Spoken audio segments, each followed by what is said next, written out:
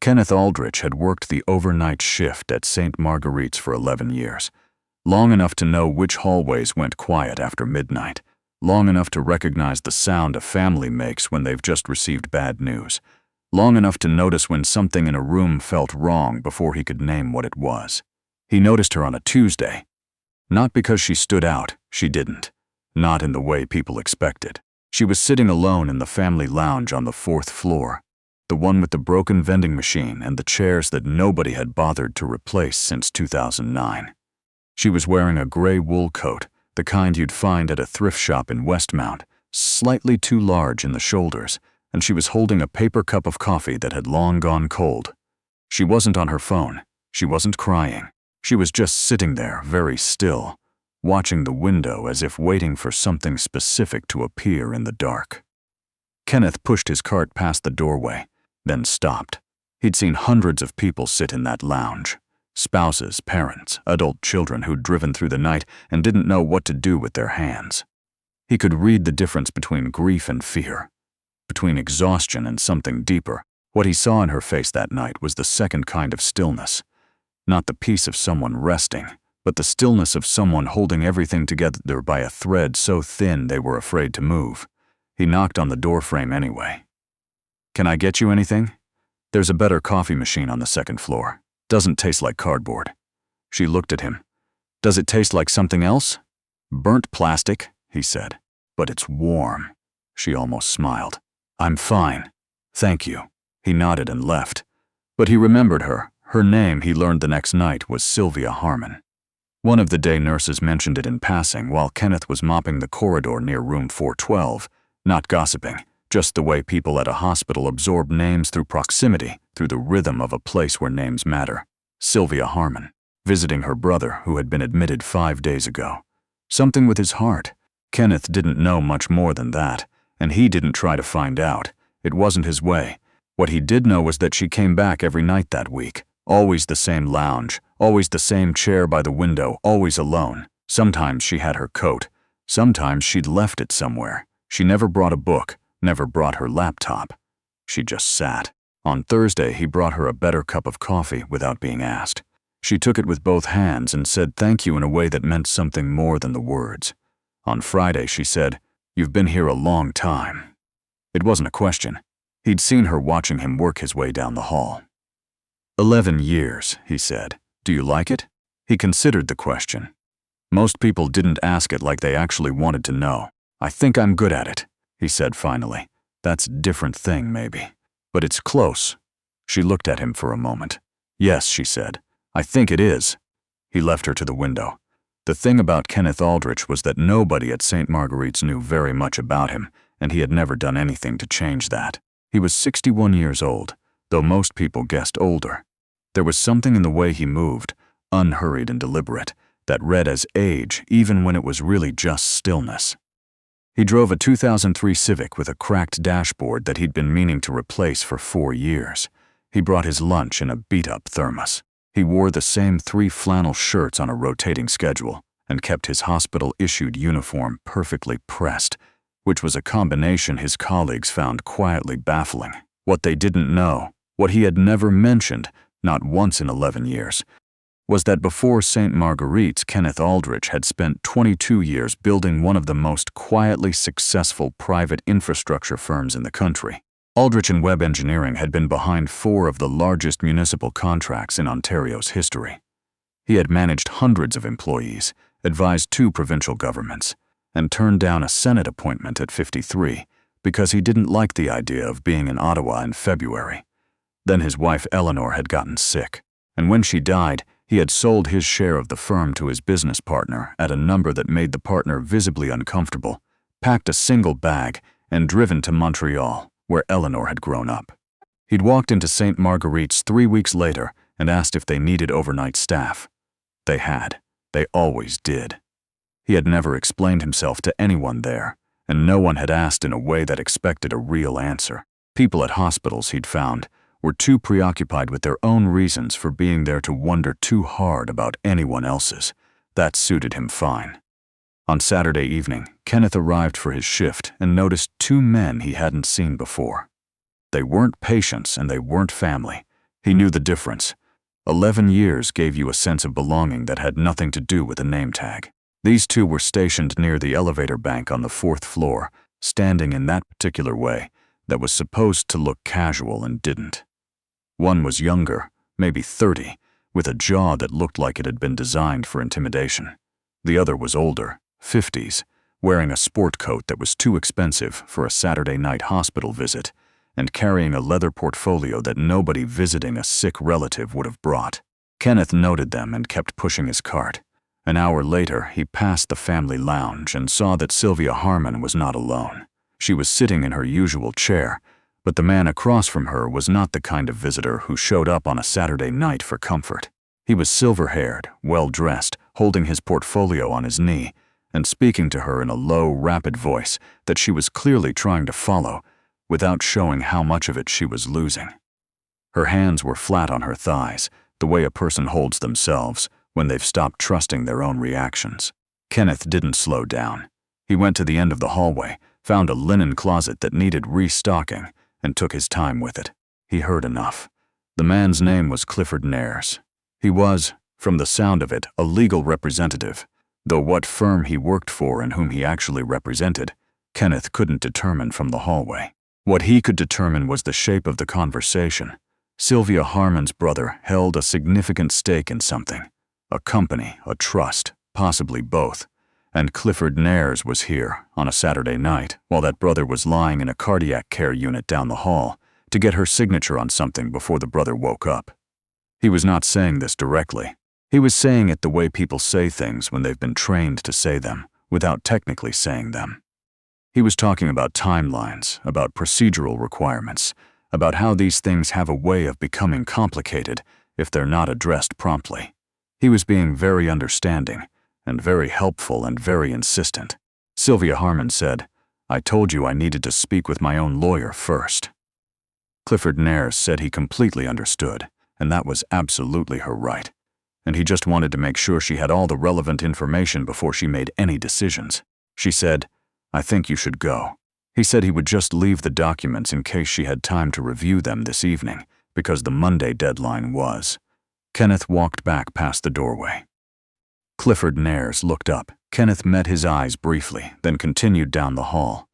He didn't say anything. He didn't need to yet. He thought about it for the rest of his shift. There was nothing he could point to that was technically illegal.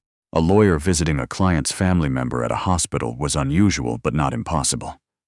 Bringing documents for signature was unusual but not impossible. The Monday deadline could be real. The company or trust or whatever it was might genuinely require her attention, but the two men by the elevator were not legal staff, and the fact that Clifford Nares had come himself, on a Saturday evening, to a hospital, to speak with a woman whose brother was not conscious, told Kenneth something that 11 years of reading rooms had sharpened into something close to certainty. Whatever was in that portfolio, it was not in Sylvia Harmon's interest to sign it tonight. At 2:15 in the morning, he was restocking the supply cart near the 4th floor nursing station when he saw her come out of room 412. She'd been sitting with her brother, he guessed. She looked like someone who had been crying very carefully, so that it was almost invisible. She saw him and stopped. He said, "The man who came to see you tonight. Did you sign anything?" She looked at him for a moment. Her expression didn't change exactly, but something in it sharpened. "No," she said. "Don't," he said, "not before Monday. Not without your own lawyer reading it first." "Why are you?" She paused. "How do you know about that?" "I heard enough." She studied him. "He said the deadline was real, that if we miss it, the shares revert to." She stopped. "It's complicated." "It always is," Kenneth said. "That's how it's supposed to feel." She was quiet for a moment. "The two men by the elevator, are they still here?" "They left around midnight," he said. "I watched them go." She let out a slow breath. Then she said, "Why do you care?" It was a fair question. He'd asked himself the same thing for 2 hours. "My wife was in a hospital for 4 months before she died," he said. "A lot of people came to see her near the end with things they needed her to sign. Most of them were family. One of them was not." He paused. "I didn't know how to see it then. I do now." Sylvia Harmon looked at him for a long moment. Then she said, very quietly, "What was her name?" "Eleanor," he said. "I'm sorry." "So am I," he said. Get some sleep and call your lawyer before you do anything else." She nodded. She looked like she was about to say something more, but she didn't. She went down the hall toward the elevator, and he watched her go, and then he went back to his cart. He didn't expect to hear anything more about it. That wasn't why he'd said anything. But on Monday afternoon, a woman called the hospital's main line and asked to speak to the overnight cleaning staff, which was an unusual enough request that the day receptionist wasn't sure how to route it. Eventually, someone left a note in his locker, which he found when he came in for his Tuesday shift. Sylvia Harmon called. Says thank you. He read it twice, then folded it and put it in his shirt pocket. On Wednesday, she was back in the family lounge when he came through at 11. Her brother was being moved to a step-down unit, she said, out of cardiac care, which was a good sign. She looked different from the week before. Not lighter exactly, but settled, the way a person looks when they've made a decision and found it to be the right one. "I called my lawyer," she said. "The one Clifford Nares was representing was not who I thought it was. The deadline he cited wasn't real. Or rather, it was real, but it was only relevant if my brother remained incapacitated. The moment a physician confirmed he could participate in decisions, the timeline collapsed." Kenneth nodded slowly. "And your brother was coherent by Sunday morning." She paused. He was furious when I told him. He said he'd suspected Nares for months. She looked out the window. "It's his business partner. Or was. They're dealing with it now." Kenneth said nothing. He was thinking about the two men by the elevator, about the careful language in the hallway, about how many times something like this happened in a hospital, in the margins of someone else's crisis. "You knew," Sylvia said. "It wasn't an accusation, just an observation." "I suspected," he said. "I've seen the shape of it before." She was quiet for a moment. "Who are you, really?" The question was gentle, but it was direct. She had been thinking about it, he could tell. Thinking about the man who mopped hospital floors and recognized the legal architecture of a corporate betrayal at 2 in the morning. He considered the question. "Someone who had a different life before this one," he said finally, "and decided this one suited him better." She looked at him for a long moment. "That's a careful answer." "It's an honest one." She accepted that. "My brother wants to meet you," she said. "When he's well enough, he says he wants to thank whoever it was that kept me from signing." "He doesn't need to," Kenneth said. "Tell him I hope he recovers quickly." "He won't take that for an answer," she said. "He's stubborn. Most people worth knowing are." She smiled then, properly, for the first time since he'd met her. It changed her face considerably. The days settled into a new rhythm. Her brother, his name was David Harmon, and Kenneth learned this gradually, in pieces, was recovering faster than the doctors had projected. He'd been a competitive rower in his 50s, apparently, and had the kind of cardiovascular stubbornness that annoyed cardiologists and impressed everyone else. By Friday, he was sitting up. By the following Tuesday, he was walking the hallway with a physiotherapist and complaining about the food. Kenneth crossed paths with him once, from a distance. A lean man in his late 60s with silver hair and a direct gaze, walking slowly but with the deliberateness of someone who had decided that every step counted. He looked like the kind of man who had spent his life building things and protecting them. He looked at Kenneth in a way that suggested Sylvia had described him accurately. Kenneth gave him a small nod and kept walking. He wasn't sure why he was reluctant to have the conversation. It wasn't modesty, exactly. It was something closer to the particular peace he'd built here, in this life, in these hallways where no one expected anything from him beyond competence and a certain quiet presence. The moment David Harmon shook his hand and said, "Thank you," some part of that would shift. Kenneth had learned in the years since Eleanor died that there was a difference between being known and being useful. He had come to prefer the latter, but on Thursday at 11:30, he found Sylvia in the lounge again, and this time she was not alone. David Harmon was sitting across from her, dressed in street clothes, a coffee in his hand, looking like a man who had argued his way into an unauthorized field trip from the step-down unit. He had the mild, satisfied expression of someone who had gotten exactly what he came for. "You must be Kenneth," he said. Kenneth looked at Sylvia. She spread her hands slightly in an apologetic gesture that suggested she had tried. He sat down. David Harmon was not what Kenneth had expected, and he had not expected very much. He was direct without being aggressive, curious without being invasive. He asked about the hospital, about the work, about how long Kenneth had been there, and listened to the answers in the attentive way of someone who had learned early that information you didn't seek rarely reached you in time to be useful. He did not ask about Kenneth's previous life. He did not seem to need to.